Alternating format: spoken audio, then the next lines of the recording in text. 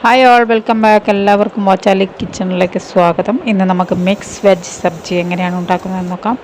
നല്ല അടിപൊളി ടേസ്റ്റാണ് ഇത്. ചപ്പാത്തിക്കും ചോറിൻ്റെ സൈഡ് ഡിഷായിട്ടൊക്കെ കഴിക്കാൻ പറ്റിയ അടിപൊളി ഡിഷാണ്.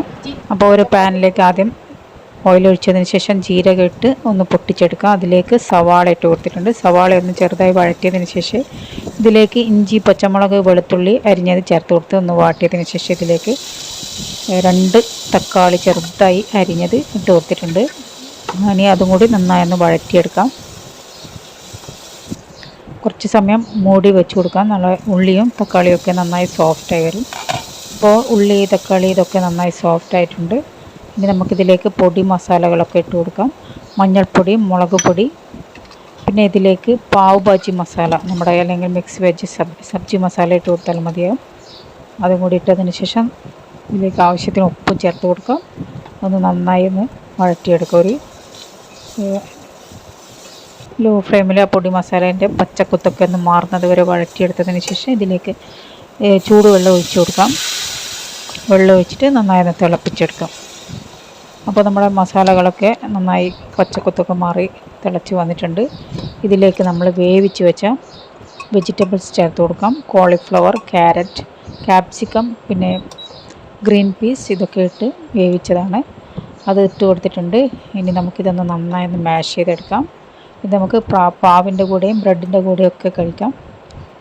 അപ്പോൾ ഇത് നന്നായി ഒന്ന് മാഷ് ചെയ്തെടുക്കണം. ഇത് കാണുമ്പോൾ നമുക്ക് പക്ഷേ കഴിക്കാൻ നല്ല അടിപൊളി ടേസ്റ്റ് ആയിരിക്കും. അപ്പോൾ ഇത് നന്നായി മാഷ് ചെയ്തെടുത്തിട്ടുണ്ട്. ഒട്ടും തന്നെ വെജിറ്റബിൾസ് ഒന്നും കാണാത്ത വിധത്തിൽ കുക്കറിൽ ബാക്കി വന്ന വെജിറ്റബിൾ വേവിച്ച വെള്ളം കൂടി ഇതിലേക്ക് ഒഴിച്ച് നന്നായി ഒന്ന് തിളപ്പിച്ചെടുക്കാം. സബ്ജി അവിടെ തിളച്ച് വരുന്ന സമയം കൊണ്ട് കുറേയധികം മല്ലിയില നന്നായി അരിഞ്ഞ് വെച്ചിട്ടുണ്ട്. അപ്പോൾ ഇത് കണ്ടില്ലേ, നമ്മൾ ബാജി ഓൾമോസ്റ്റ് റെഡി ആയിട്ടുണ്ട്. ഇതിലേക്ക് നമ്മൾ അരിഞ്ഞു വെച്ച മല്ലിയില ചേർത്ത് കൊടുക്കാം. ലാസ്റ്റ് ഒന്ന് തിളച്ചതിന് ശേഷം ഇതിലേക്ക് നന്നായി ബബിൾസൊക്കെ വന്നിട്ടുണ്ട്. അപ്പോൾ ഇതിലേക്ക് നമ്മൾ മല്ലിയില ചേർത്ത് കൊടുത്തിട്ടുണ്ട്. ഒരു പീസ് ബട്ടറും കൂടി ഇട്ട് കൊടുക്കാം. നല്ല അടിപൊളി ടേസ്റ്റ് ആയിരിക്കും. ഇതേപോലെ ഒന്ന് ട്രൈ ചെയ്ത് നോക്കണം. ചപ്പാത്തിക്കും ചോറിനും അപ്പോൾ ദോശക്കും ഒക്കെ കഴിക്കുക ഇത്. ഇനി നമ്മൾ ഇതിൻ്റെ കൂടെ പാവിൻ്റെ കൂടെയാണ് സെർവ് ചെയ്യുന്നത്. ആദ്യം പാനിൽ കുറച്ച് ബട്ടർ ഇട്ട് ഒന്ന് മെൽറ്റ് ആയതിന് ശേഷം ഇതിലേക്ക് കുറച്ച് മുളക് പൊടി ഇട്ട് കൊടുത്തിട്ടുണ്ട്.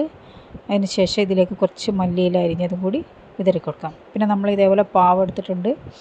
പാവ് ഇതേപോലെ നടുവിൽ നിന്നൊന്ന് കീറിയതിന് ശേഷം ഇതിൽ 2 പുറവും വെച്ചിട്ട് നന്നായി ചൂടാക്കിയെടുക്കാം. ചൂടാക്കണമെന്നൊന്നുമില്ല, അതേപോലെ തന്നെയും കഴിക്കാം.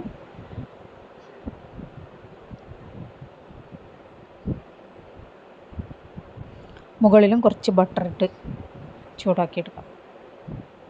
അപ്പോൾ നിങ്ങൾ ഇതേപോലെ ഒന്ന് ട്രൈ ചെയ്ത് നോക്കാം. നല്ല അടിപൊളി ടേസ്റ്റാണ്. കുട്ടികൾക്കൊക്കെ വളരെ ഇഷ്ടപ്പെടും. കുട്ടികൾക്ക് സ്കൂളിൽ നിന്നും കോളേജിൽ നിന്നും വരുന്ന കുട്ടികൾക്കിത് ഹെൽത്തി ആയൊരു ഡിഷാണ്. നല്ല സ്പൈസി ആയിരിക്കും. അപ്പോൾ ഇത് നമുക്ക് ഒരു പ്ലേറ്റിലേക്ക് സെർവ് ചെയ്യാം. അതിനുശേഷം ഇതിൻ്റെ മുകളിൽ കുറച്ച് സവാളയും പിന്നെ കുറച്ച് ചെറുനാരങ്ങ നീരും മല്ലിയിലയും വെച്ചൊന്ന് ഗാർണിഷ് ചെയ്യാം. അപ്പോൾ ഇത് കഴിക്കാൻ നല്ല സൂപ്പർ ടേസ്റ്റ് ആയിരിക്കും. നിങ്ങളൊന്ന് ട്രൈ ചെയ്ത് നോക്കണം. ലാസ്റ്റ് ഇതിൻ്റെ മുകളിൽ കുറച്ച് ബട്ടറും കൂടി ഇട്ട് കൊടുത്താൽ നല്ല അടിപൊളിയായിരിക്കും. അപ്പോൾ എല്ലാവരും ഒന്ന് ട്രൈ ചെയ്ത് നോക്കാം. റെസിപ്പി ഇഷ്ടപ്പെട്ടിട്ടുണ്ടെങ്കിൽ വീഡിയോക്ക് ലൈക്ക് ചെയ്യാൻ മറക്കരുത്. ഓക്കെ.